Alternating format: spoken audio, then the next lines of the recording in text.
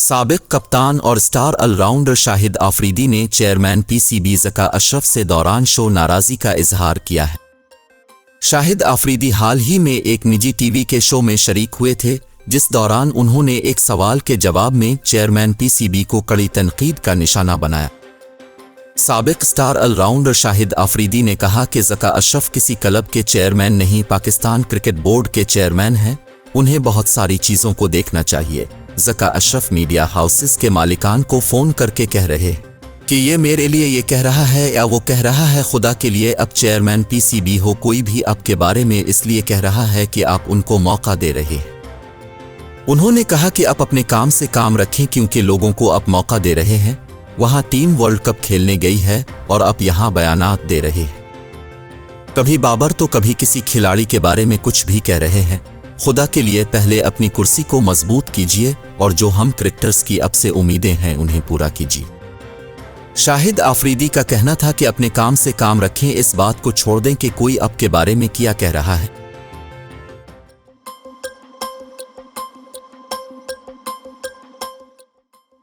ادارہ شماریات نے گزشتہ ماہ مہنگائی سے متعلق اعداد و شمار جاری کر دیے۔ ادارہ شماریات کے مطابق اکتوبر 2023 میں مہنگائی کی شرح 26.89 اور جولائی سے اکتوبر تک مہنگائی کی شرح 28.48% رہی۔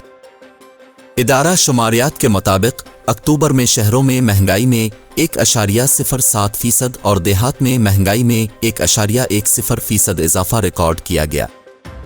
رپورٹ میں بتایا گیا ہے کہ ایک ماہ میں پیاز 38.7%، سبزیاں 17.7%، پھل 6.4%، انڈے 6% اور آلو 3.72% مہنگے ہوئے، جبکہ ایک ماہ میں بجلی 8.2 اور میرج ہال کرایہ کا 5.4% بڑھا۔ ادارہ شماریات کے مطابق سالانہ بنیادوں پر مسالے 84.5%، ایک سال میں چینی 69.9%، آٹا 63.3%، چاول 62.2%، لوبیا 56.8%، چائے 9.7% مہنگا ہوا۔ ادارہ شماریات کا بتانا ہے کہ ایک سال میں درسی کتب 85%، ادویات 36.6%، موٹر فیول 30.8%، جبکہ گیس 62.8 اور بجلی 50.6% مہنگے ہوئی۔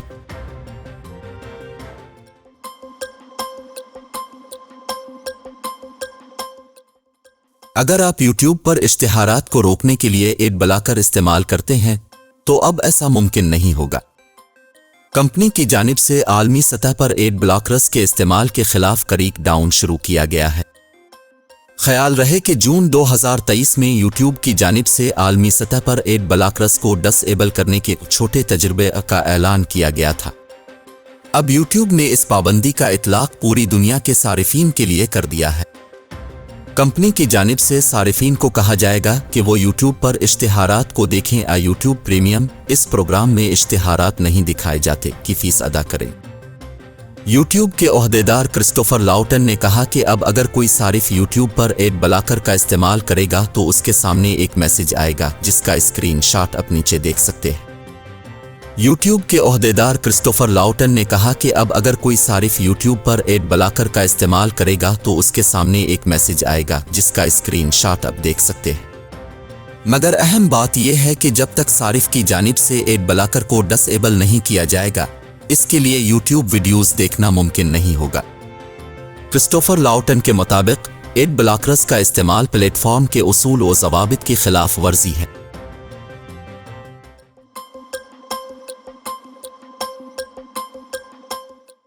غزہ میں اسرائیل کی وحشیانہ کارروائیوں کے دوران مزید 271 فلسطینی شہری شہید ہو گئے ہیں۔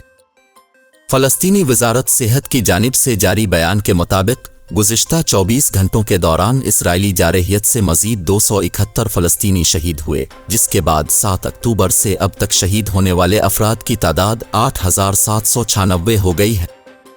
بیان میں بتایا گیا کہ 271 شہید افراد میں 103 خواتین اور 106 بچے شامل تھے۔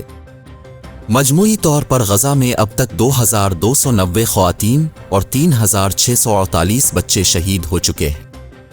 فلسطینی وزارت صحت نے بتایا کہ کم از کم 22,219 افراد زخمی ہیں۔ बयान के मुताबिक 2030 अफराद अब भी तबाहशुदा इमारत के मलबे तले दबे हुए हैं, जिनमें 1120 बच्चे भी शामिल हैं। हुक्काम का कहना था कि 7 अक्टूबर से अब तक इसराइली बमबारी में 130 वर्कर्स शहीद हो चुके हैं, जबकि 28 एम्बुलेंसें तबाह हो चुकी हैं। बयान में मजीद बताया गया कि अब तक गजा के तिब्बी निज़ाम पर 270 से ज़ायद हमले किए गए हैं, जिसके 35 में से 16 अस्पताल और 72 में से 51 तिब्बी मराकज़ बंद हो चुके हैं।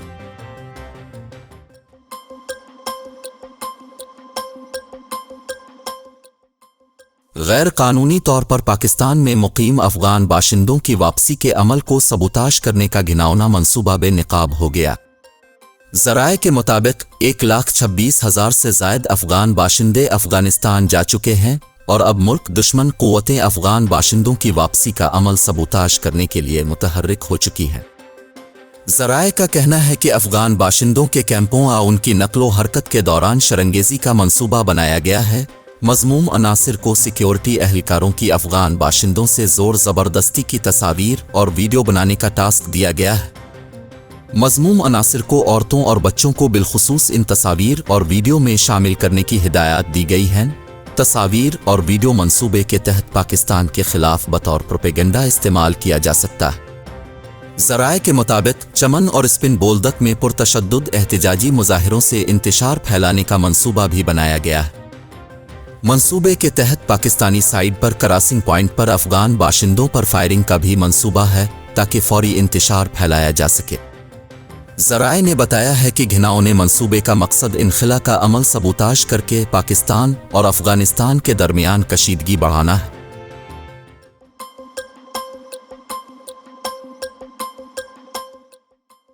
बलूचिस्तान के इलाके जोब में सिक्योरिटी फोर्सेस की कार्रवाई में 6 दहशतगर्द हलाक हो गए। पाक फौज के शोबा ताल्लुकात आमा ISPR के मुताबिक सिक्योरिटी फोर्सेस ने जोब के इलाके सिम्बाजे में दहशतगर्दों की मौजूदगी की इत्तला पर ऑपरेशन किया। ISPR ने बताया कि ऑपरेशन के दौरान दहशतगर्दों और सिक्योरिटी फोर्सेस में फायरिंग का शदीद तबादला हुआ, जिसके नतीजे में 6 दहशतगर्द मारे गए। ISPR का कहना है कि मारे गए दहशतगर्दों से असलहा और गोला बारूद का जखीरा बरामद किया गया। हलाक दहशतगर्द सिक्योरिटी फोर्सेस के खिलाफ दहशतगर्द कार्रवाइयों में मुलव्वस थे। ISPR के मुताबिक मारे गए दहशतगर्द मासूम शहरियों की टारगेट किलिंग में भी मुलव्वस थे। इलाके में दीगर दहशतगर्दों के खात्मे के लिए क्लियरेंस ऑपरेशन जारी है।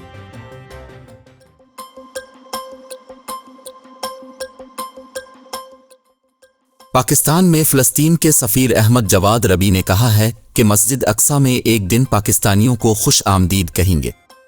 पाकिस्तान में फ़लस्तीन के सफ़ीर अहमद जवाद रबी ने सहाफ़ियों से मुलाकात की। ये मुलाकात इस्लामाबाद में फ़लस्तीनी सिफारत खाने में हुई। फ़लस्तीनी सफ़ीर का कहना था कि गज़ा में जो हो रहा है वो बर्बरियत की मिसाल है। पानी पहुँचाने की भी इजाज़त नहीं। 25 दिन से गज़ा जंग की ज़द में है। तकरीबन 4000 बच्चे शहीद हो चुके। जदीद असलहे से गज़ा को निशाना बनाया जा रहा है। उन्होंने कहा कि पाकिस्तान की हुकूमत व आवाम का शुक्रिया जो फ़लस्तीन के साथ खड़े हैं। इस मुश्किल वक्त में फ़लस्तीन के साथ खड़ा होने को हमेशा याद रखेंगे। अहमद जवाद रबी का कहना था कि जीत जल्द फ़लस्तीन की होगी। मस्जिद अक्सा में एक दिन पाकिस्तानियों को खुश आमदीद कहेंगे। पाकिस्तानियों को एक दिन फ़लस्तीन आने की दावत देंगे। उन्होंने कहा कि फ़लस्तीन के लिए आवाज़ उठाते रहना ज़रूरी है।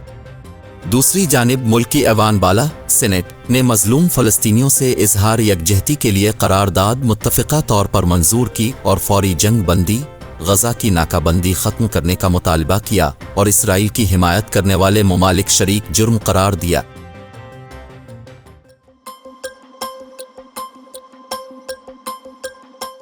सुप्रीम कोर्ट में फैज़ाबाद धरना नज़रसानी केस की समाअत के दौरान चीफ जस्टिस काजी फ़ाइज़ ईसा ने रिमार्क्स दिए कि ज़िया उल हक को सदर नहीं मानता, आइंदा इस अदालत में दोबारा सदर मत कहिएगा।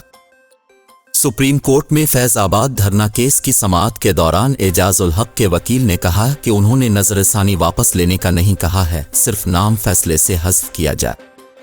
इस पर चीफ जस्टिस काजी फ़ाइज़ ईसा ने कहा कि एजाज उल हक एक आर्मी चीफ ज़िया उल हक के बेटे हैं। एजाज उल हक के वकील ने कहा उनके मुवक्किल के वालिद सदर पाकिस्तान थे। चीफ जस्टिस ने रिमार्क्स दिए कि ज़िया उल हक को सदर नहीं मानता, बंदूक की नोक पर कोई सदर नहीं बन जाता।